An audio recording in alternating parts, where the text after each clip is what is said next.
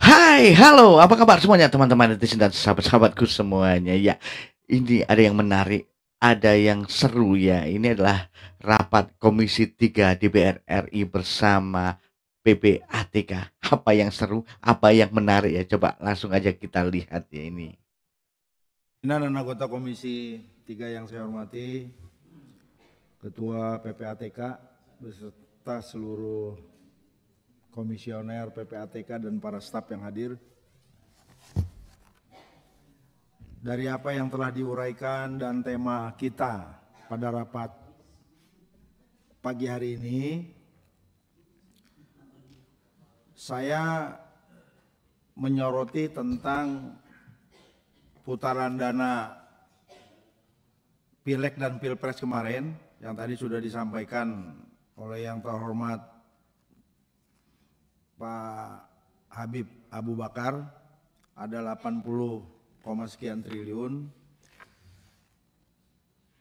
Saya hanya tanyakan Pak, itu pembiayaan koordinasi di dalam tim chat kolaboratif analis tim itu berapa Pak?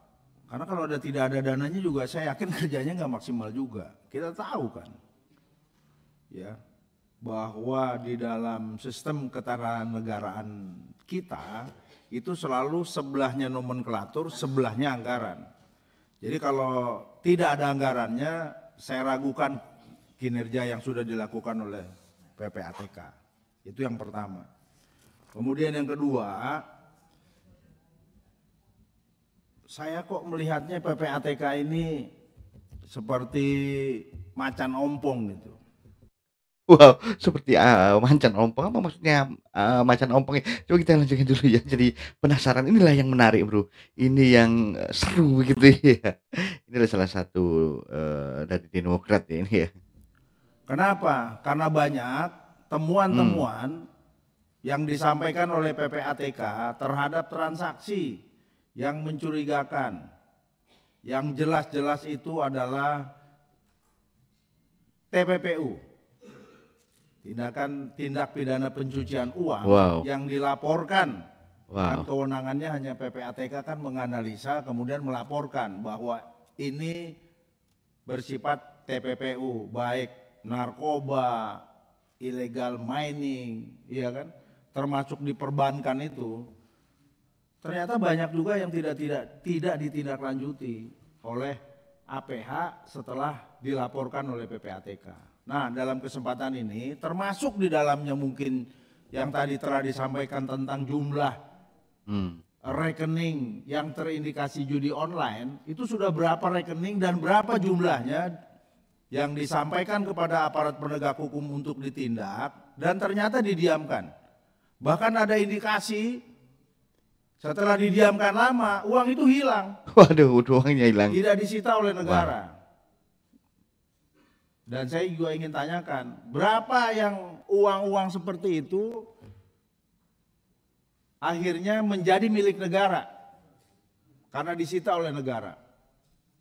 Karena di perbankan saja yang kerjanya begitu profesional, itu ada rekening penampungan yang pemiliknya abu-abu itu, yang diindikasikan bahwa ini adalah TPPU.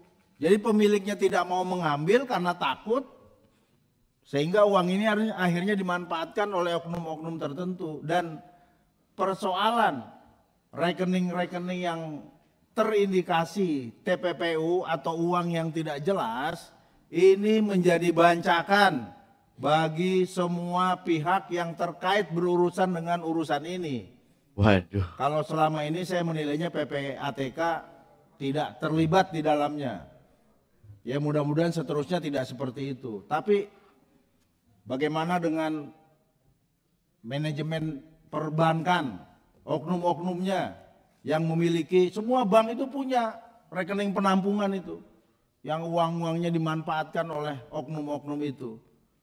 Terus bagaimana dengan aparat penegak hukum yang telah dilaporkan oleh PPATK bahwa ini terindikasi TPPU, ini uangnya tidak jelas, ini uangnya dari illegal mining dan sebagainya. Ternyata tidak dilakukan tindakan apapun. Dalam kesempatan ini saya mohon PPATK untuk menyampaikan kalau perlu ada datanya sehingga kita bisa tahu bahwa uang ini berapa. Ini bukan ratusan triliun lagi kalau diakumulasi mulai dari judi, narkoba, illegal mining, illegal fishing dan lain-lain sebagainya. Oh, ini ribuan triliun. Dan ini kalau disita oleh negara bisa dimanfaatkan untuk APBN yang orientasinya untuk kemakmuran rakyat. Terima kasih pimpinan. Assalamualaikum warahmatullahi wabarakatuh. Nanti akan dilanjut dari fraksi Demokrat oleh Pak Hinca. Baik, lanjut silakan Pak Hinca. Dan aja soal paket.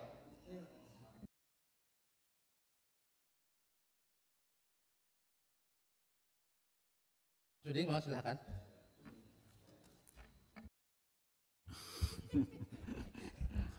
Baik, makasih pimpinan, rekan-rekan Komisi 3 yang saya hormati, Kepala PPATK, Pak Iwan, serta seluruh jajarannya yang saya hormati dan banggakan.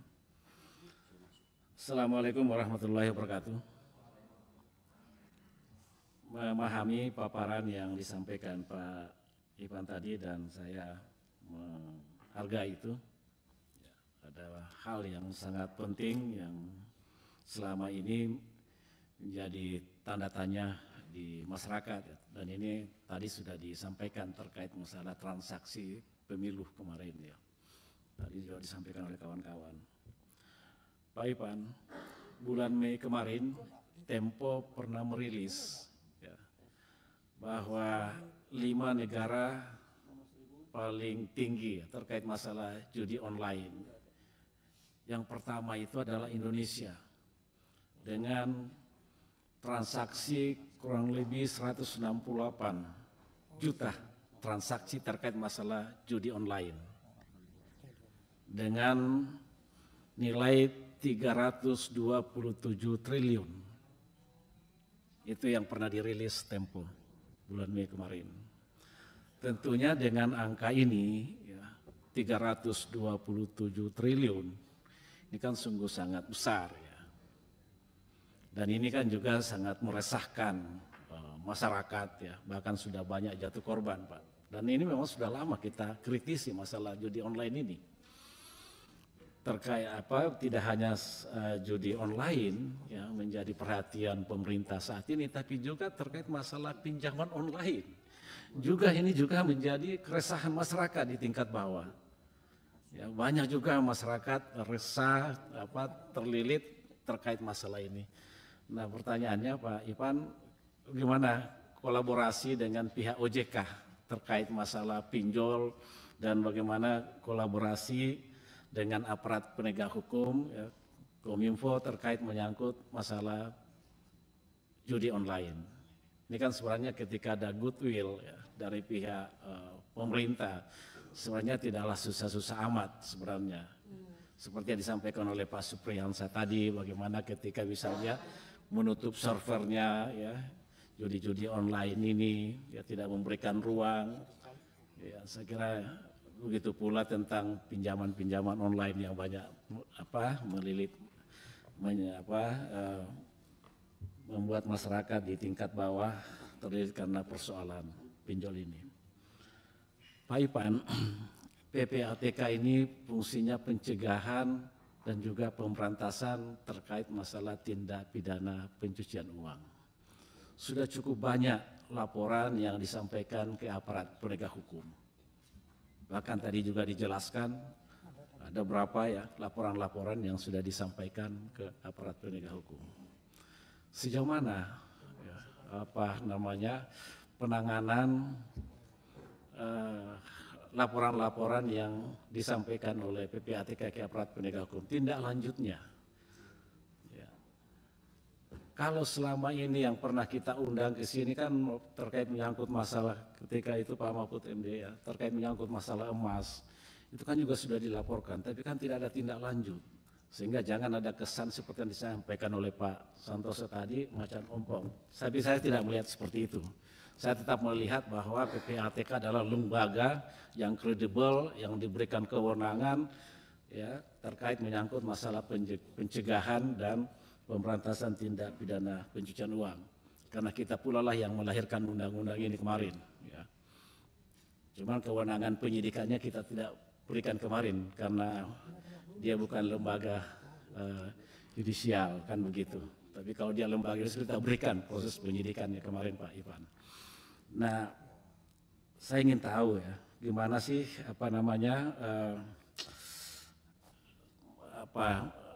PPATK ini mendorong ya aparat-aparat penegak hukum, apakah ada roadmap yang dilakukan antara aparat penegak hukum dengan PPATK terkait untuk kolaboratif ya untuk menindaklanjuti laporan-laporan dari PPATK. Iya, jadi seperti itu ya, PPATK ya. Bagaimana menurut teman-teman semuanya itu ya? Tadi ada dari fraksi Demokrat mengatakan bahwa PPATK ini seperti macan ompong. Apakah iya seperti macan ompong ya? Bagaimana teman-teman semuanya ya? Ya karena dari tadi sudah dijelaskan bahwa ada dari judi online jadi pencucian uang yang mana-mana itu seandainya itu ditindaklanjuti dan menjadi milik negara maka bisa untuk APBN, bisa untuk mendanai kekurangan mungkin di infrastruktur, mungkin di apa gitu kan ya. Tapi nyatanya ketika tidak dilanjuti ya masuk ke situ dan tiba-tiba uang itu hilang seperti itu tadi ya. Bagaimana teman-teman semuanya? Terima kasih sudah menyimak video ini, tajam banget ya. PPATK seperti macan ompong begitu ya menurut dari fraksi Demokrat tadi ya. Terima kasih, salam sehat untuk kalian semuanya.